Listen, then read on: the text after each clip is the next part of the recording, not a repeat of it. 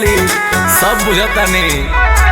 होली में साली हो मारे लुधाका जानी ले तोहरो इरादा बापा का कहे उल्टे लहड़ गइला दीदिया के छोड़ी दीजा हमारे पपड़ गइला आके ससुराल में बिगाड़ गइला ए दीजा हो आके ससुराल में बिगाड़ गइला।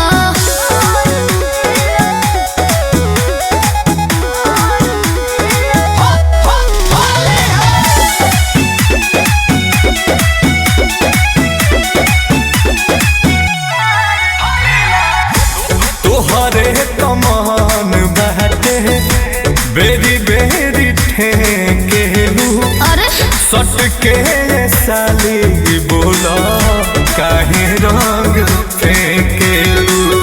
ठीक कर तनी अरे रे लागे समझ दे बाफार हमार दीजा सीमा के कोडला पुकार हमार दीजा कहलू हद से बढ़ गइला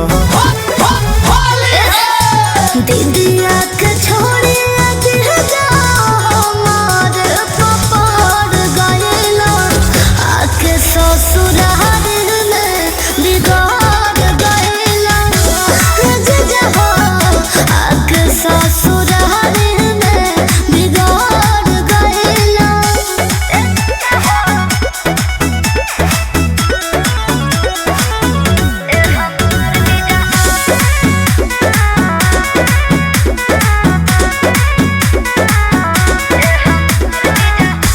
प्यार के पकौड़ी में डाल दो न बेसन फगुआ में मीठ होई तब नूरिलेसन।